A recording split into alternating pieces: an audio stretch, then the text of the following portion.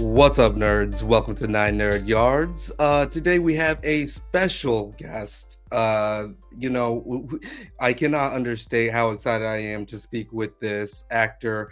He's been on our favorite show, Atlanta, and had a huge role in the series finale. But first, let me introduce the panel tonight. It is myself, Nine, and also Bill from the Drunk Banthas. How you doing today, Bill? What's up, man? I'm doing great, doing great. Your favorite cousin, you know how it is. Sitting up here ready to do some good chit chatting about one of my favorite episodes, one of my favorite shows.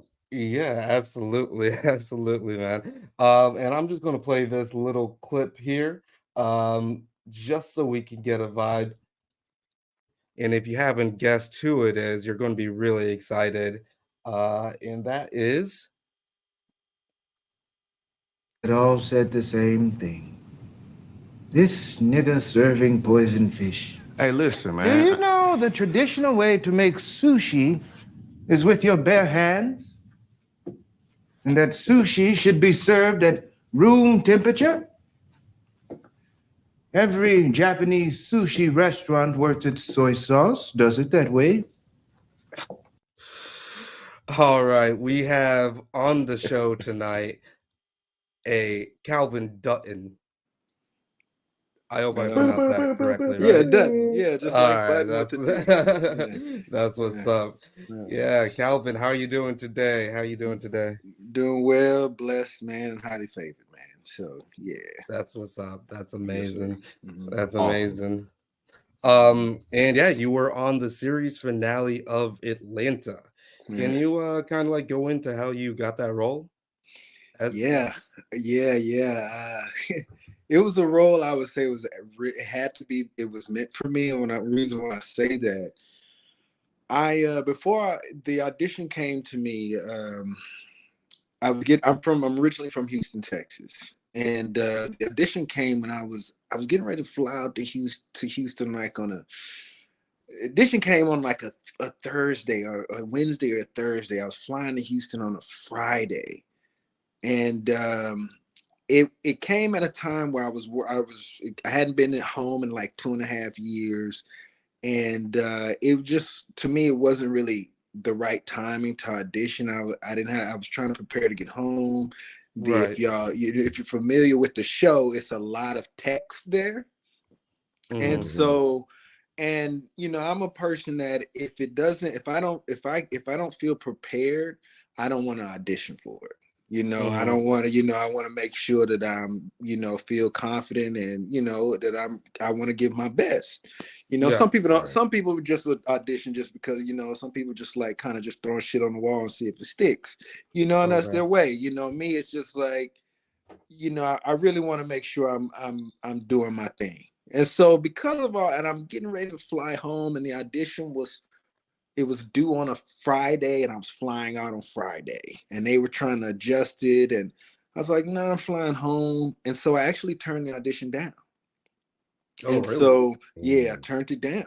And I said, I'm flying home. It's like, well, what about when you come home, we can kind of wait for till you to get there. And I said, no, I'm gonna be spending time with my family. I just don't want to. Nah, I just don't feel comfortable doing this audition. As much as I love it, man, I've auditioned for Atlanta Damn. before, Yeah. I just didn't feel confident enough because of that long text. That was 5 pages, and I just didn't feel comfortable to do it. And I get an ask, I think, on a Saturday morning, or I got the days kind of mixed up, but they asked me once I got to Houston, if would you be willing to do it on Monday? And I was like, you know what? I got the weekend to look at it. I'm at home. Y'all asking me again. Hmm. And I said, maybe this is a sign. Let me do this thing. And Mm. again, because I liked it. It wasn't like I didn't like the role. I just didn't Yeah. feel that I was going to be prepared to do it. And so I was like, all right, they give me the weekend to look at this text. I'm at home. I don't really have the setup I do, because everything's like self tapes and stuff. And they were going to do a Zoom with the casting director. Hmm. And I was like, I don't have my lights or anything, my tripod. I was like, all right, I'll figure it out. and they wanted to do the self-tape at like, I think it was about 9 in the morning. It was going to be like 10 o'clock New York time. So by Monday comes, I'm sitting trying to figure out how to engineer a nice little setup so I could still be seen, as far as lighting and stuff. And I didn't, my brother's house, he didn't really have much. So I was like, well, the best lighting is in the bathroom. Let me get in the bathroom. There's no tripod. So I'm stacking, board games, books, all kinds of stuff just to get the camera, the phone to be at the height that I needed it to be. And I remember, doing the audition. And and I did. I said, all right, yeah, I didn't feel too, I'd auditioned for Alexa Fogel before. She's great, and the cast, and I did it. I was like, all right, this is cool. I mean, I liked what I gave, but I didn't think nothing of it. I was in Houston for about a good 2 weeks, and my last day there, my agent called me and says, hey, where you at? I said, I'm in Houston. When you coming back? I'm actually going to the airport right now. She goes, well, you booked Atlanta, so you need to come back. I said, get the hell out of here. I booked it. And she goes, you booked it. And I was like, and I think I was in Atlanta in like 5 days late, 4 or 5 days later.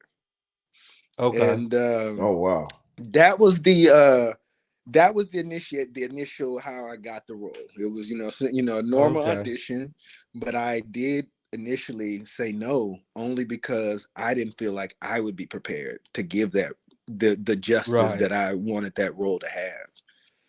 Yeah. Is it just because of what it was? You're saying it just seemed too kind of like demanding, or was it out of your element of what you? It was just because it was 5 pages of text, and I wanted to be able to. You gotta, in order to be able to give a good read, you need to have a good grasp of the text. And if I felt like I was gonna be looking at it and doing all the other stuff, I wasn't gonna convey what the message that would need to be told. And so, and it was just like me having respect for my own craft. I was just I don't know, but I was supposed to have it.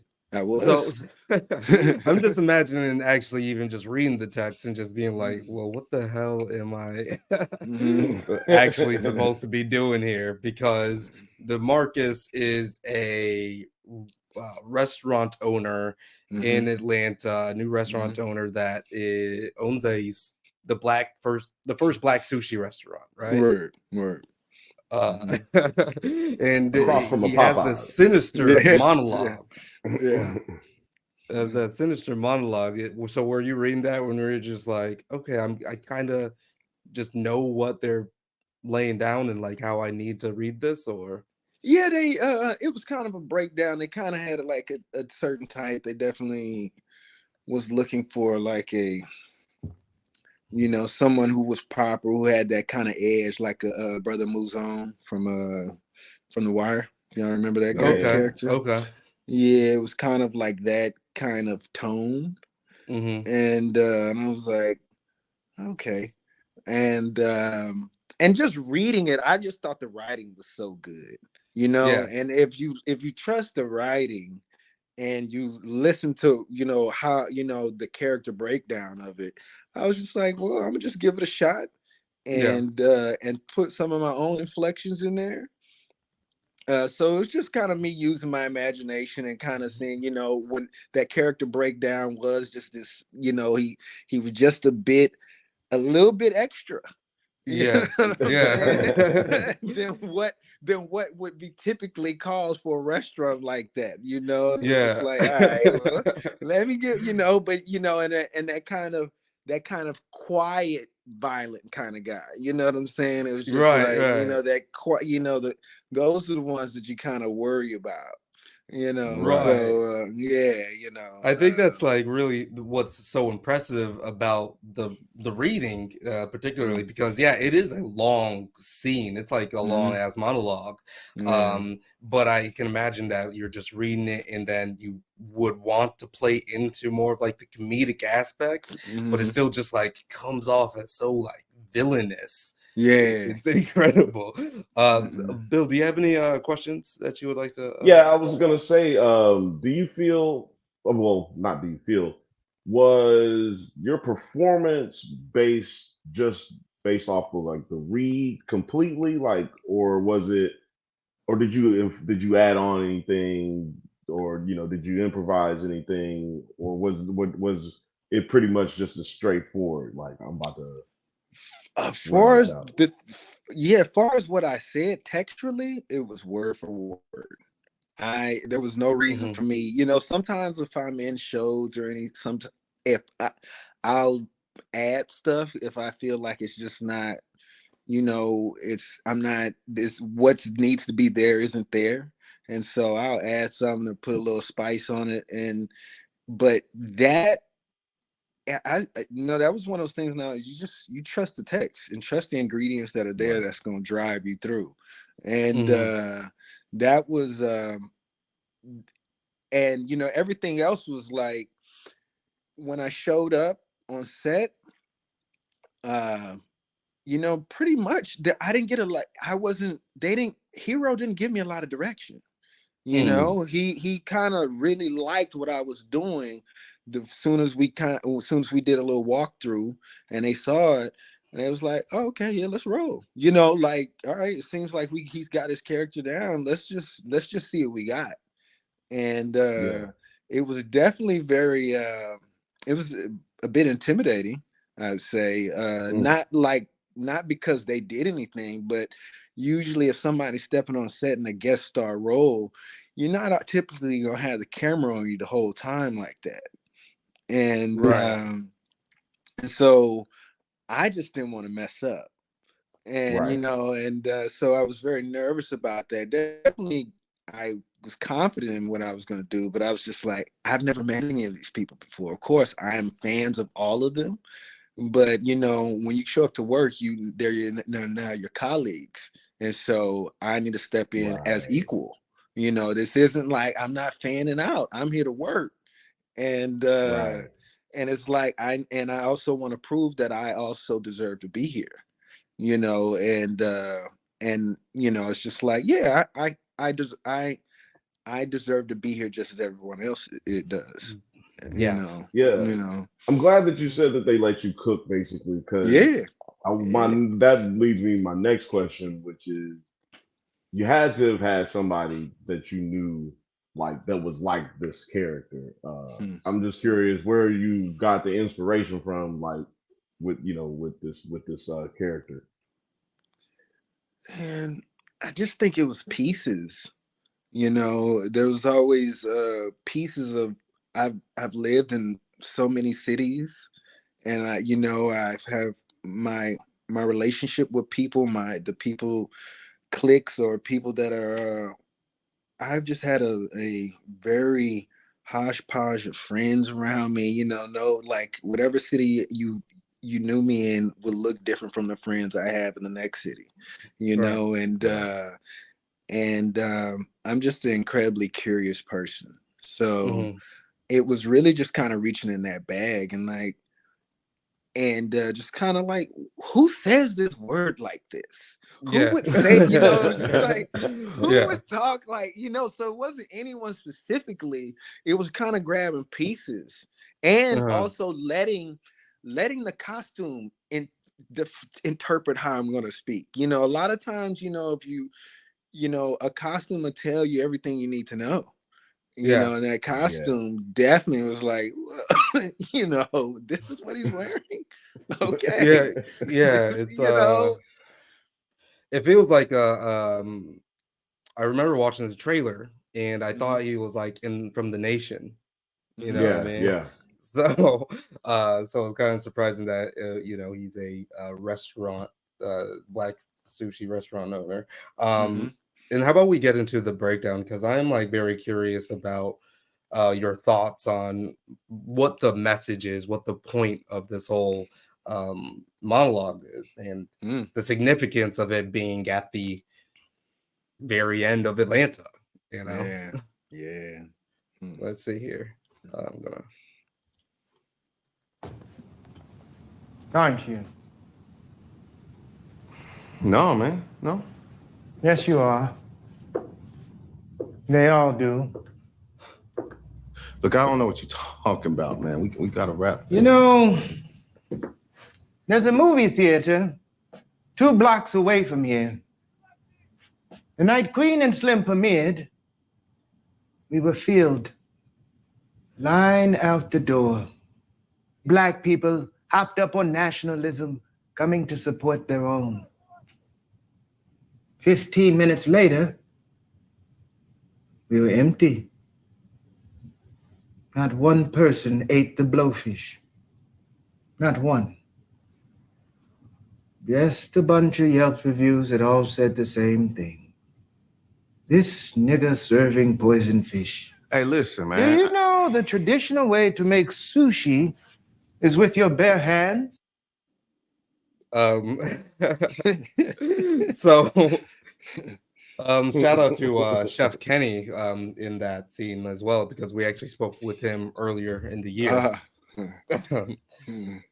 But yeah, so in that scene, a poison blowfish is offered to Al, and you really want him to eat it. So what's that about? What's like really that about? Do you feel? I think it's about kind of about like teaching. It's almost about like, I think, trust, and also showing a different picture, a different aspect. It's not like what's the term, like I'm trying to show you another side that we are a monolith. I mean, we aren't a monolith. You know what I'm saying? Right. And so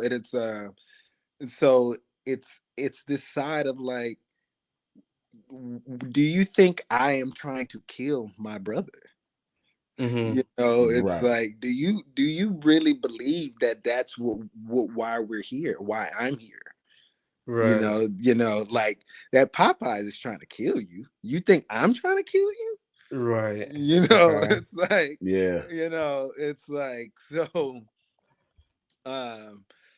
see, so that's, I feel like that's a take on it. So yeah, I totally get that. I also feel like it's a play on like black people don't trust black people to do a good job. There you go. Yeah, just like you said, trust. We don't trust that it was done by a black man. Real quick, Roy Wood Jr. said that his father supported Don Cornelius financially, trying to get the pilot for Soul Train going. Word. Wow. And he didn't take any money in investment for it, even though it was a success. He just wanted his money back, because he said, "Nigga, don't nobody want to watch niggas dance on TV for an hour.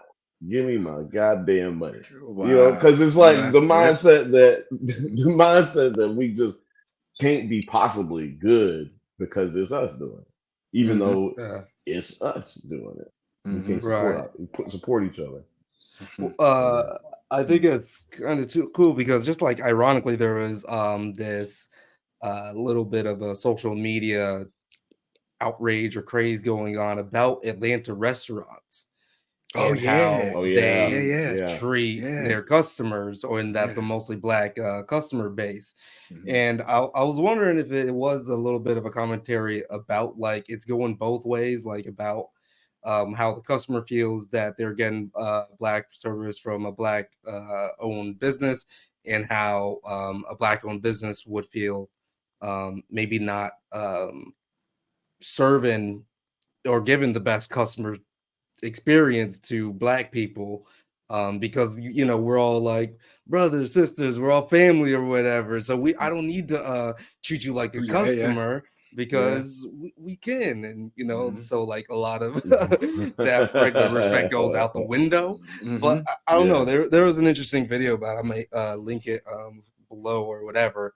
Hold on, because I think that's a good social science experiment. Probably shouldn't be done in Atlanta though. Well, I'm saying in Atlanta they have crazy rules, right? Exactly. That's what I'm saying. That's With an their interesting social science experiment for real. they have crazy rules about how you're supposed to act in a restaurant. But how about I play a little bit more of this? Yeah. And that sushi should be served at room temperature. Every Japanese sushi restaurant worth its soy sauce does it that way. And no one seems to notice. But if a brother from Alabama does it the same way, suddenly the fish is dirty. Yeah, but y'all serving You that know, in Japan, there's a sushi. Just the way that you interrupt him every single time. Yeah, I think that's just a cool way of breaking up the monologue. But yeah, he's also served under a Yeah. sushi, like he's a prodigy, Yeah. right? Yeah. So that just Yeah. adds such a ridiculous aspect to the character as well. Yeah, this is one of the best expositions Yeah. given probably in the last 2-3 years on television. Like we know more about this character in one Mm-hmm. 30 seconds in the first 30 seconds of meeting, and we know more about him than we know about some of the characters in this show that we've had the whole 3 seasons, 4 For sure. seasons. Right. I don't really know where Van comes from. Right. All of a sudden, I Right. know exactly how this dude acts. Mm. That's a good point. That's funny, Bill. What was I about to say? I lost it. I'll catch it real quick. But is there anything you would like to say about this segment? Come. That it was. I think there was also actually when y'all just about the character, something y'all were asking about, like for me to make the voice the way I did, it helped me stay grounded and not come off, as the intensity. It helped Mm. to kind of make it very as a slow burn, like like a simmer. Mm-hmm. And because I felt like if I spoke it another way, it would have had too much bite on it. Okay. And so that was something that just listening to it again, I was like, yeah, that definitely allowed the text. It allowed you to kind of listen to the words more, Right. and to see like where's he going with this? Like, why does he talk this way? What is he talking about?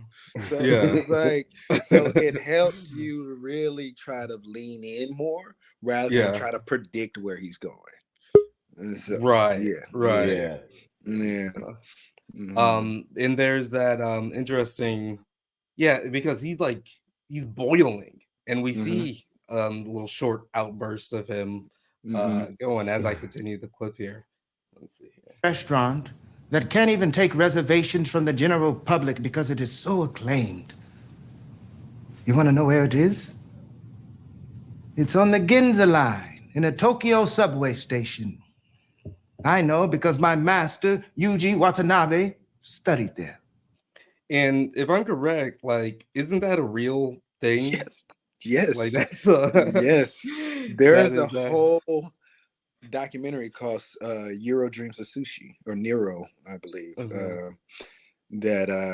Yes, there's a sushi restaurant that is Michelin rated in a subway station in Tokyo that has and the guy who my character studied under learned there. And if you watch the documentary, those guys that are learning under that master chef, they for 5 years all they do is learn how to make rice. That is how intense of a training it is. But it's like they're saying, like, once anybody stays 10 years there, they're able to open up a restaurant anywhere in the world. They're that sought after. And so I trained under that person. And so it's like, yes, you know what I mean?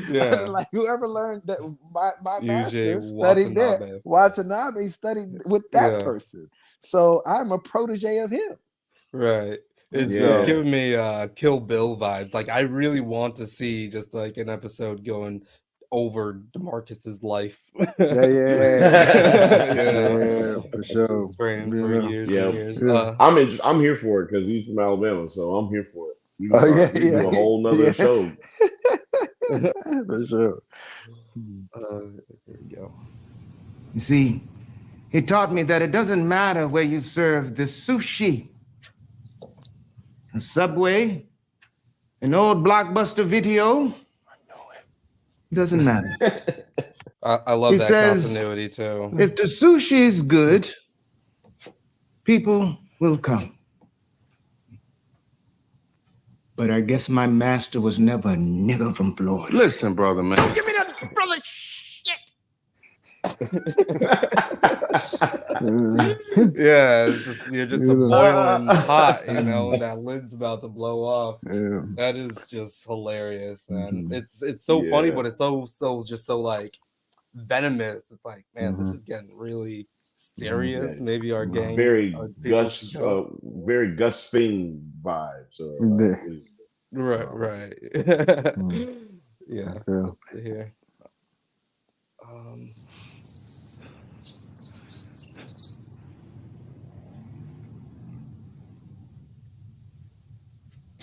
This entire dinner, you have been staring across the street at a modern-day Coon Chicken, served to you by an Aunt Jemima, who lies to you repeatedly, telling you it is her recipe and that she is benefiting from it. It is not her recipe. You know who owns that recipe? An Italian man and his family, none of which have married black. I heard some of them even moved from New Orleans to New Jersey. New Jersey. That is probably one of my favorite parts. That's probably my favorite part, actually. What New Jersey? None of which is married black. Oh, yeah. Yeah. That's amazing. And that's also true too. It's Popeyes is owned by an Italian family. Is that correct? Yeah. It's not black owned whatsoever. Right. Yeah. And then now when Coon they're saying Chicken Inn as well, by the way. That's a real thing. Coon Chicken is a place that was, I don't know how it existed for as long as it did, but they had like big old black caricature lips as the entrance for the Coon Chicken Inn was a real place, and they had a lot of them in Portland, Oregon. If I'm not mistaken. I did not know that. Yeah. That's why he said you in front of a modern day Coon Chicken. Golly. Because there really is a Coon Chicken Inn. Look at that. Look at that. And they have a song, and it goes, Coon Chicken Inn. Wow. You can't make up this kind of stuff. Wow. Yeah, it's surprising. Yeah, it says defunct 1957. So, I mean, that's a long time to be. It is a long time. It is a long time. They weren't just in Portland. They were a lot of places. Wow, I had a franchise. That's wild. Yeah. Wow. And they had a theme song. Like it was not, and that's I don't know. Crazy. There ain't even no black people in Portland in the 40s. Yeah, that was like, you don't even need that. Especially, damn, I'm gonna look at that because I did not know that part. I did not.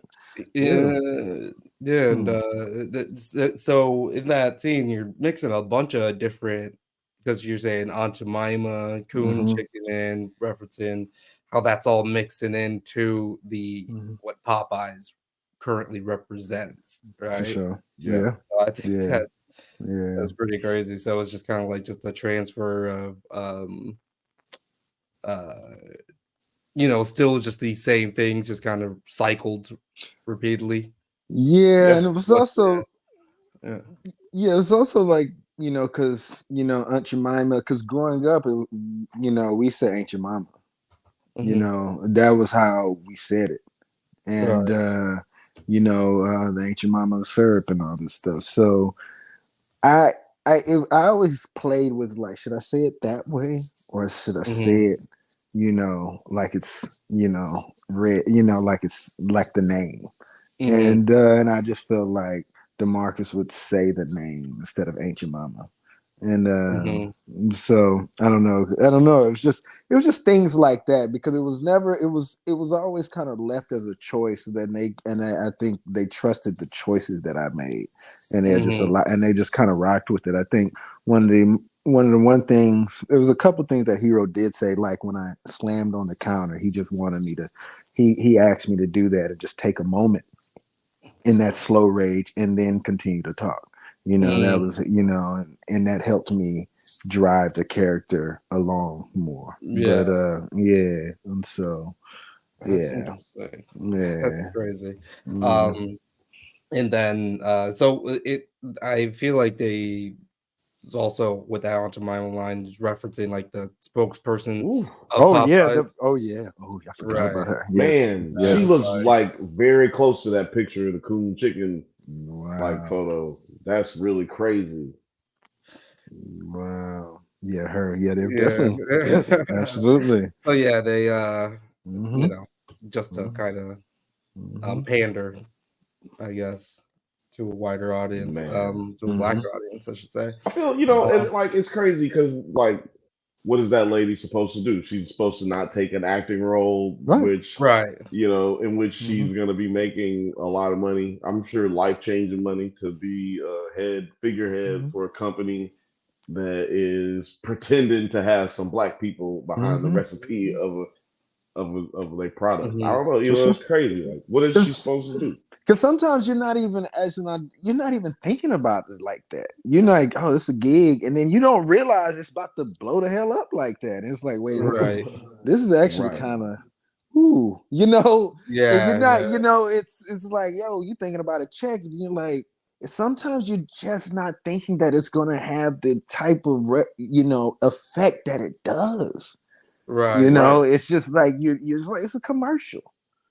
But then it's like, and then it's and that's the part that could be tough for an actor, and I'm not speaking for her because I don't know how she feels about this commercial. Yeah, but right. Taking a look at Dey Henry, it seems.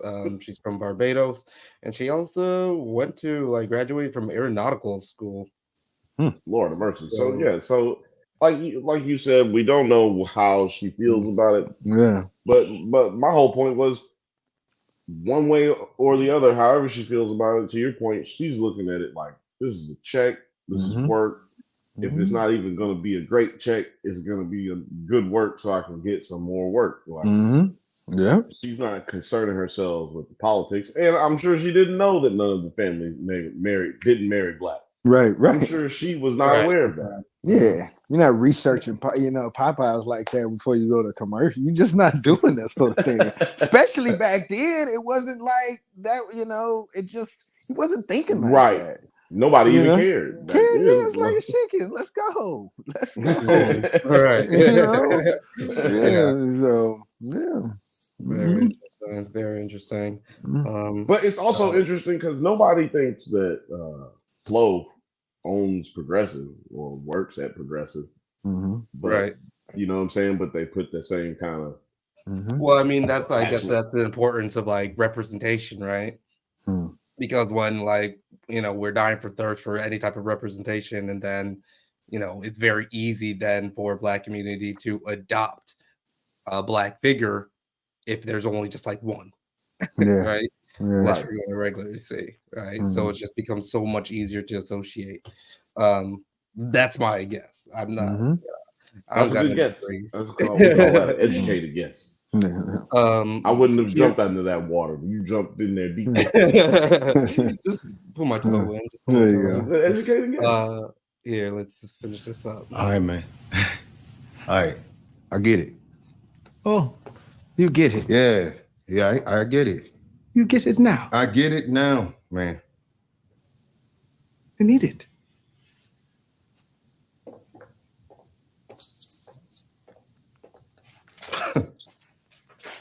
What? Eat it.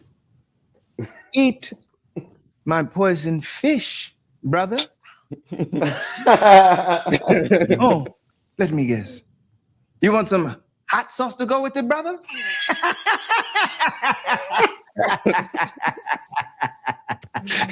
All right, man. That laugh, man. Tell me about that laugh, though.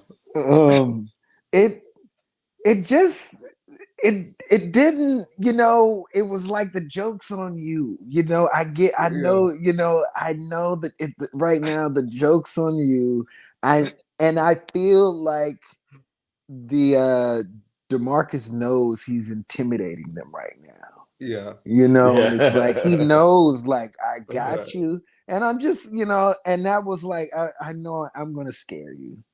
And so you better eat this fish. It was just something it was just a laugh to throw out there, and it worked because I was like, oh, they didn't say nothing about that. All right, well, I'm gonna just turn it up just a little bit.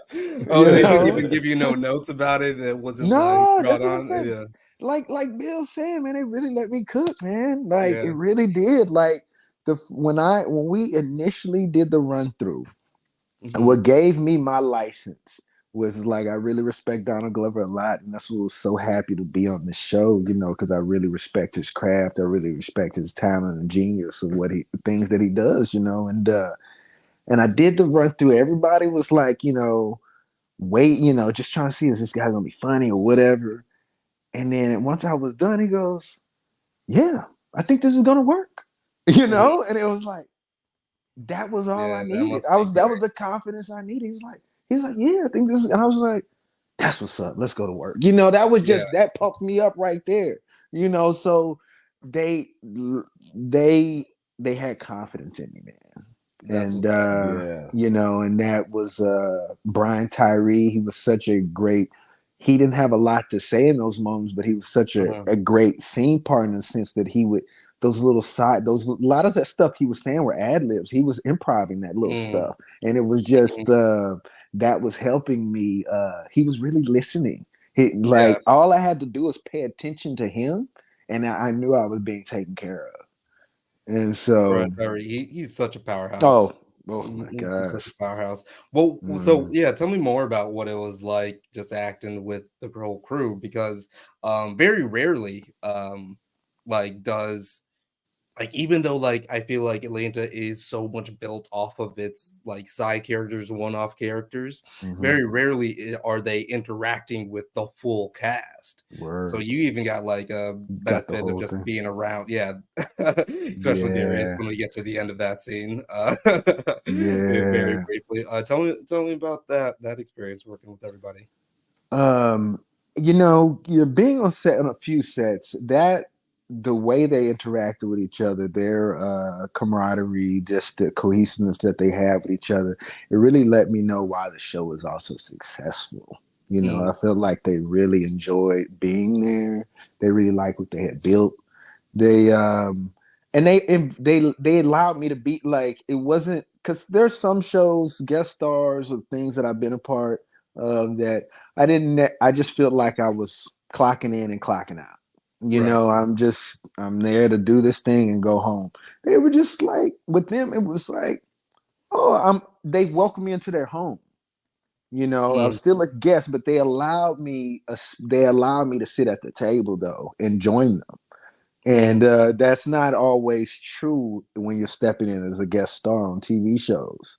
And so it was cool. And it was interesting coming in. I didn't know this was the last episode. So these are things you didn't really I found out later, Donald was like, oh yeah, we didn't want to tell you because we didn't want to make you nervous, that this is going to be the last. I had speculated though, because during that time, Hero was like, I don't really get all of y'all in one scene very often. I can count on one hand when I've had all of you on one shot in one episode. Yeah, it doesn't happen a lot. It didn't happen that many times. And so, and then they're kind of reminiscing and stuff. And I was like, hold on. I think this might be the last because you get the when you get the script, it'll say 4, and then the episode number it'll say 410. And Atlanta never really went over 10 episodes, so I was like, this probably is, but they're not saying it. And so, and it just there was moments they were getting very sentimental, you know, Okay. and I was like, I think this might be the Like last episode. Yeah, I'm like, you know, and so they're like, hey, group hug, everybody. Yeah, We it was did stuff like that. Yeah. It was just like, I think it was the last episode. Yeah. And so I'm like, dang, for real. So yeah, but I think it was just warm. You know, it was a warm atmosphere, and like, you know, Donna wrote that episode and Hero shot, you know, it was just like kind of the perfect storm for me to come in to be blessed to close out a show like that. You know, that people are always gonna, you know, years from now, people who didn't know nothing about the show, they're gonna tune into Atlanta, you know, and be like, why did everybody talk about this? What is this?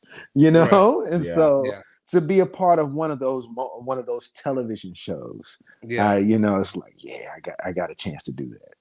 Yeah, man. Many You top are 10 on lists, Black top 5. Yeah, you're in Black Seinfeld, man. Yeah, for sure. Yeah. A lot of people rank it higher than Seinfeld. Yeah. You know? Yeah, no, that's why it's called Black Seinfeld. It's ranked higher. That's the qualifier. There it is. And then let's see here. Gotta finish this up. You want some hot sauce to go with it, brother?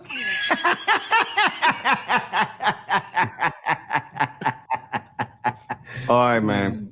So James Bond. You made your point, Demarcus, okay? Look outside.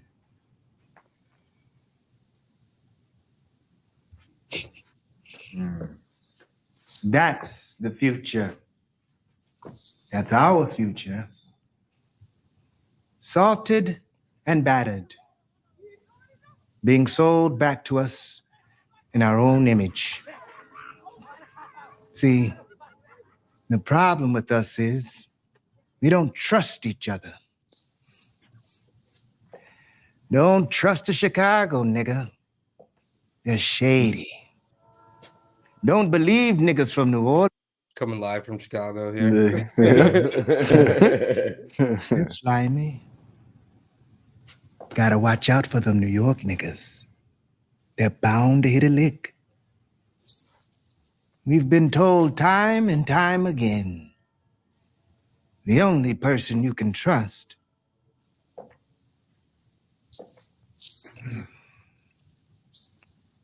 is yourself. Great shot. I love that so much, just because so much of the show is about Alfred trying to shake that lesson, learn that lesson, or learn it in a healthy way about believing in himself, trusting in himself, but also not like just completely shutting everybody else out when he needs help. So I just really, really love that delivery there too. And again, that shot composition. Did that take just a long time to get right, or? Yeah, well, it was something because he wanted me to step into that shot, so he kept it came. It's like, no, you know, I remember him, you know, thinking on I don't know, it was a moment where he wanted that shot, and he said, you know, and it was just a certain way he wanted me to step into it. He says, you see where the camera is? I want you just above, you know, ahead of him a little bit, and kind of, you know, I just kind of liked how he, you know, directed that. We had to do that a few takes just so I could get the composition just right. But yeah, that was that, you know, that stuff like that. That's all Hero. Like, he really knew the angles, what to do. And you just had to like trust and just, you know, walk into it. All right.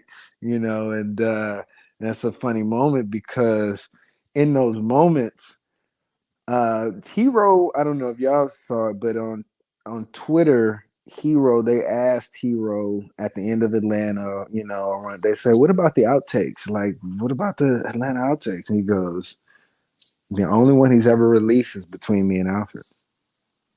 And really? I sent it to you. I Oh yeah. Yeah, he put it on. Yeah, it's the only one it's the only outtake that Heroes actually. I think it's I think it's the only outtake that Atlanta has Like, right now, unless he's put out any more.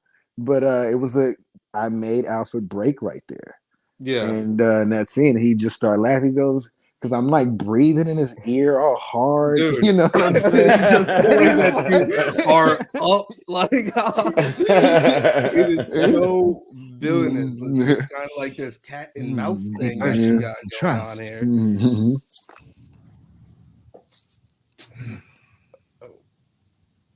It's yourself. And then that just delivery right there is just so like I am in your goddamn head right now. Yeah.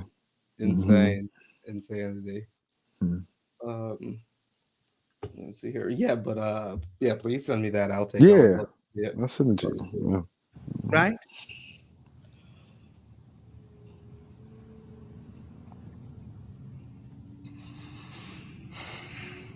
Lock the doors. What? Oh yeah.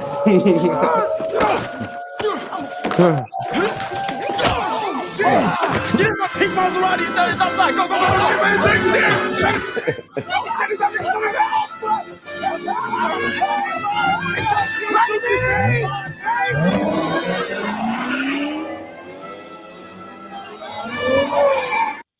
And they're off.